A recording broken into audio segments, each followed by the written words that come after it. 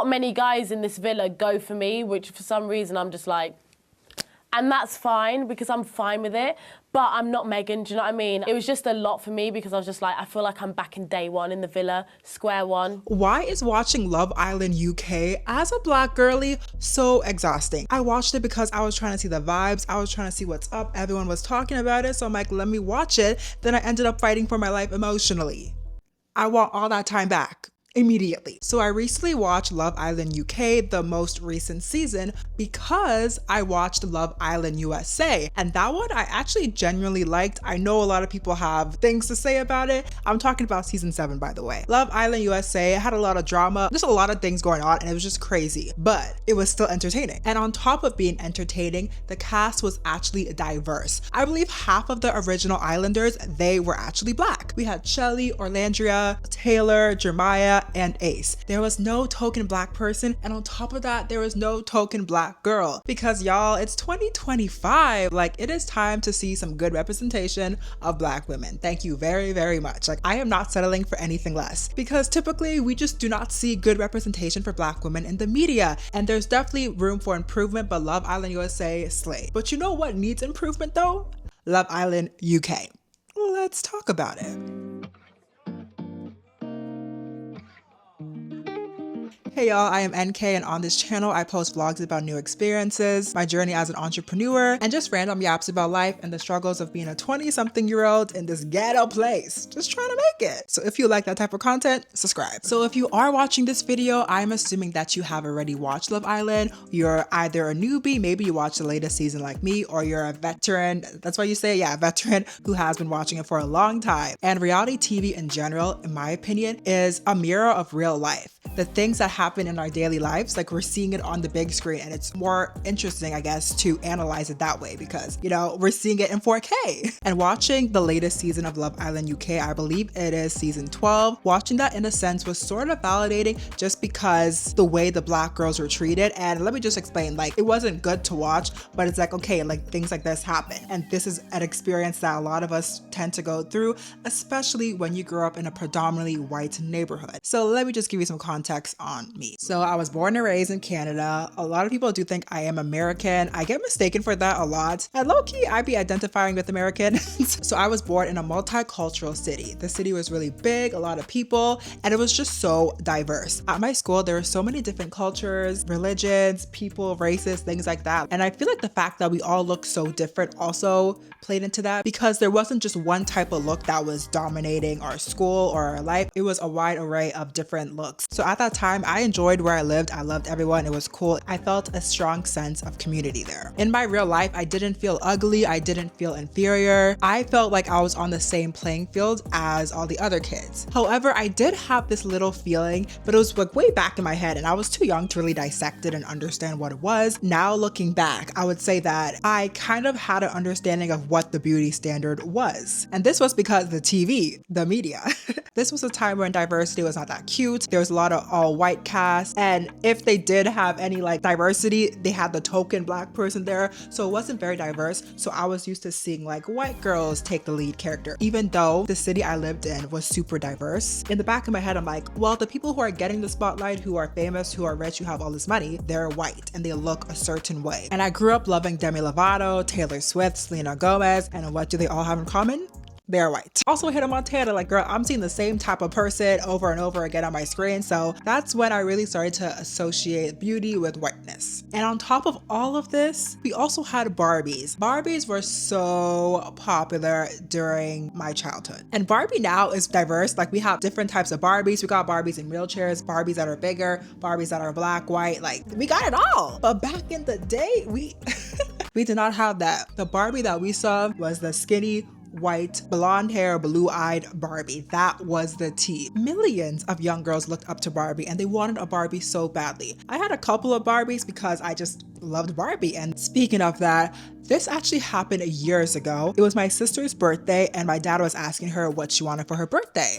And I answered because I'm the youngest. But anyways, I was like, Barbie. Barbie, Barbie, Barbie. But my sister, she also wanted Barbie. And the Mariposa Barbie movie had just come out around this time. Girl, I don't know what year this was. We taking it back. But yeah, the Barbie Mariposa movie just came out and they were selling the doll to promote the movie. So my dad was in Nigeria at the time and he bought us the Barbie doll and shipped it to Canada. And because he bought the doll in Nigeria in a predominantly black country, the doll came and she was black.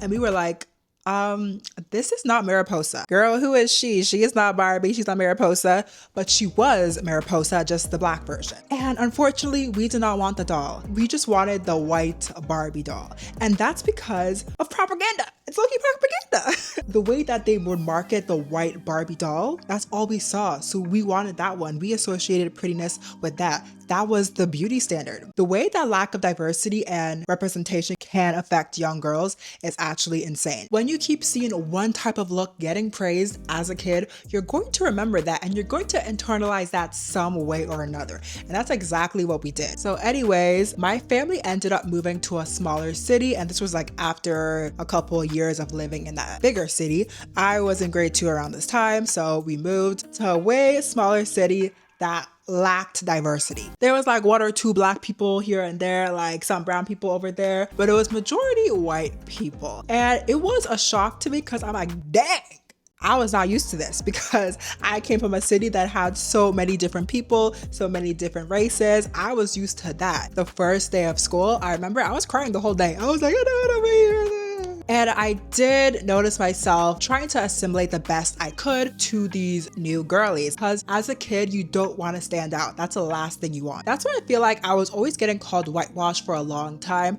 I haven't been called whitewash in a while, but I promise the story is not sad, because as life went on and I grew up in that city, more and more black people started popping up and it became more diverse, and it was just great. It was slaying. Big ups to my university and to social media, because around this time, people were really pushing for diversity and representation. They're like, y'all better show the dark-skinned girls, the unambiguous black girls, like y'all better show us, like period. And it was starting to work. Like, gotta big ups Jackie Aina too. I don't even know what year I found her, but I found her, I started watching her videos and I just loved it because I'm like, wow. Before her, I was watching all these white girls and I'm like, y'all, there's nothing wrong with y'all, but I wanted to watch people who looked like me, who could recommend me good makeup and give me good advice on what would work with my complexion and how I look. So when I found Jackie Aina's channel, it was a great day. On top of that, my university had a lot of black people, which was honestly amazing to see. Because with university, like, it's not only people in the country, we have international students coming, and it was just so great. I'm like, wow, like just to see all the black people, A1. And on top of that, with university, like you actually are meeting people too who were also attracted to black women. Unfortunately, my university experience was cut short because of the pandemic, but it still left a mark on me. I feel like the combination of that and social media, I was like, okay, like it definitely boosted my self-confidence again, and it rewired my brain, and I started seeing the beauty in black people. And mostly I'll say it myself. So with all of that being said, and because of all of the work I've done to get to where I'm at right now, I refuse to consume media that shows black women in an undesirable light, that pushes the narrative that black women are ugly. Because y'all not finna play in my face, and y'all better not let them play in your face. But the thing is that Love Island UK was playing in my face. So Alima was part of the season 12 cast of Love Island UK. She was one of the original Islanders, and she's gorgeous, she slays, she was a nice girl, she was just very pretty, unproblematic, just a baddie. Hands down. I genuinely can't even remember her doing anything annoying, because a lot of people in the villa, they were annoying, but with her, like, she wasn't annoying at all. I actually remember her comforting people. There's actually this one scene where she was comforting Malisha. Was it Militia or Melisha? I think it was Melisha, who was a bombshell. She was comforting her, and she even stood up to Meg and was like, you can't be talking to girls like this, like, clock that tea. However, the initial coupling up experience for Lima was terrible. So for the very first coupling of the show, the girls got to read some facts about the guys. They could not see them, but they would read facts like their height, what they like to do, their name, whatever, cool. The girls read it and they chose their man. So Alima did that and she chose Blue. Once the girls had all chosen their mans, the men would come out one by one and then, you know, see the girl who chose them, and then they would get coupled up with them. So anyways, Blue comes out and he makes a face, and I could just tell where already it was going. But anyways, he came out. Then the host was like, okay, what do you think about Alima? Like, she chose you. And this man was like, well, all the girls are beautiful. Once I watched this interaction, I wanted to stop watching the show because I'm like, we're not gonna do this. Like, we're really not gonna do this. If Blue is not attracted to Alima, that's his own prerogative. Like, no one can force him to find her attractive. No one can force him to find Black women attractive. But it's just annoying because it's pushing that narrative that Black women are undesirable. Because all the other girls had positive experiences when they were coupling up with their guy. The guy would see them, be like, oh yeah, she's my type, she's great, she's this, she's that. But when it came to Alima, you could clearly tell that Blue was not interested in her. Even though they were coupled up, they were not a couple. And the fact that half of the guys, like the original cast, I swear their type was the exact same thing. Brunette, tan. If y'all are gonna bring a Black girl on the show, can y'all cast men that find Black women attractive? Like literally half of the Islanders, I swear it was all the guys. I think Dejan kept saying he likes all women or whatever, but most of them were like, I want a tan girl and a brunette. That was their type to the T. And Shakira, she was one of the Islanders as well. She fit that mold, so a lot of the guys liked her. But anyways, as the show went on,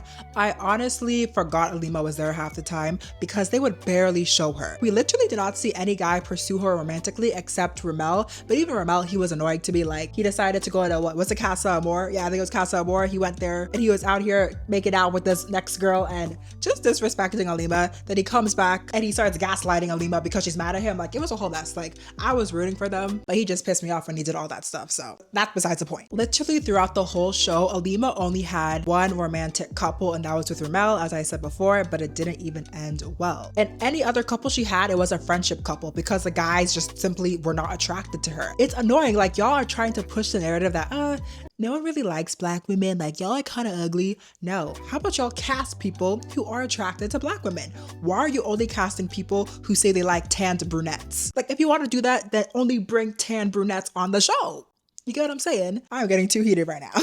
As the show went on, Alima almost got with Ben, but my issue with them is because A, Ben was acting like he annoyed me throughout the show, especially in the beginning. I feel like he got better towards the end. And B, I feel like Ben didn't start looking at Alima until the heart rate challenge. And in that challenge, you have to act very seductive to get the other Islanders' heart rate up. So it wasn't until he saw her in that very like seductive, sultry, like sexy light, then he was like, oh, maybe y'all lives do matter.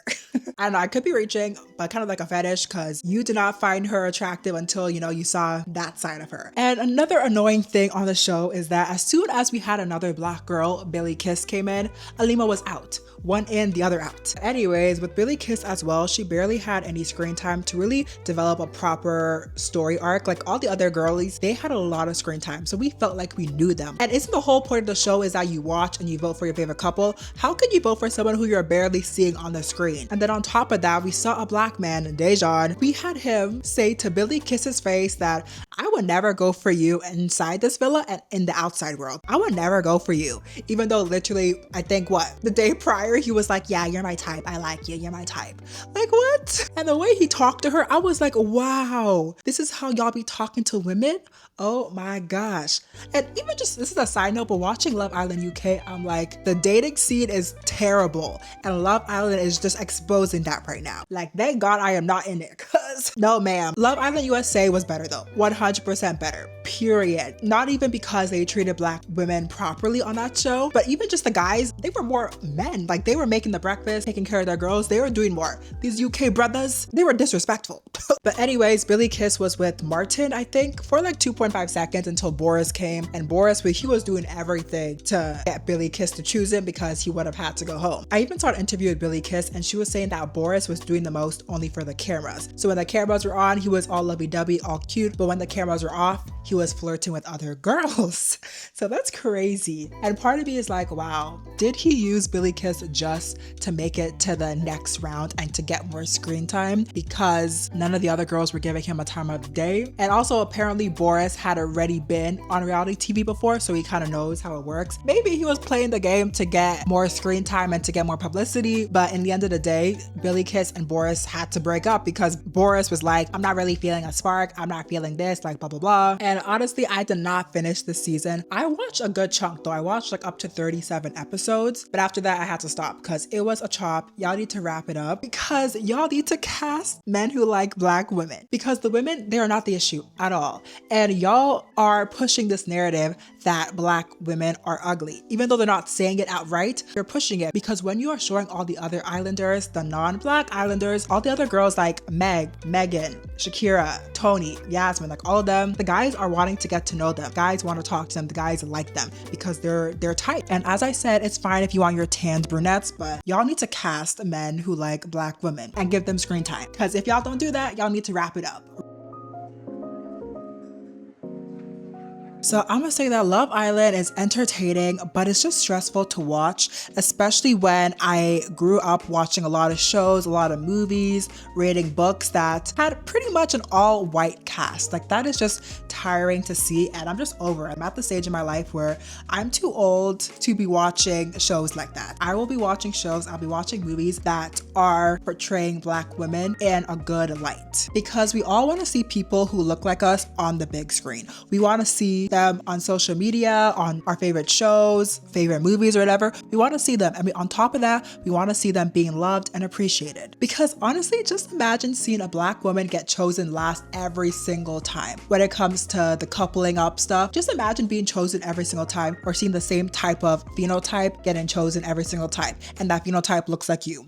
You're gonna feel a type of way. And I can't imagine what that does to your self-esteem, especially when you're actually in the villa and these guys are not pursuing you, but you're seeing them pursue everyone else. That's literally just reminding me of my high school and my elementary school experience. And I've seen many people, including my friends, tell me that even the previous seasons of Love Island UK is terrible, that the way that they treat Black women is just terrible. So I don't even want to subject myself to watch. I think I might watch the next season of Love Island UK, maybe. It's a big maybe.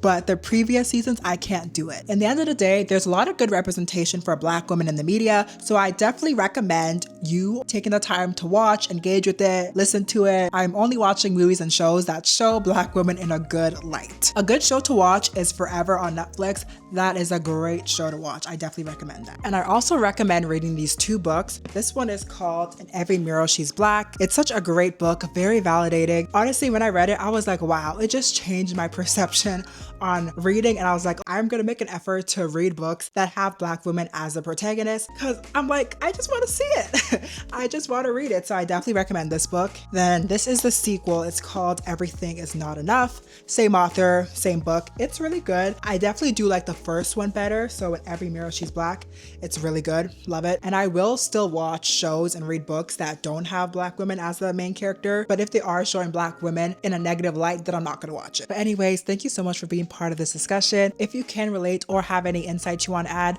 please leave it in the comments down below. I would love to read y'all's comments and just to know that I'm not alone in how I feel. So I will catch y'all in my next video. Deuces.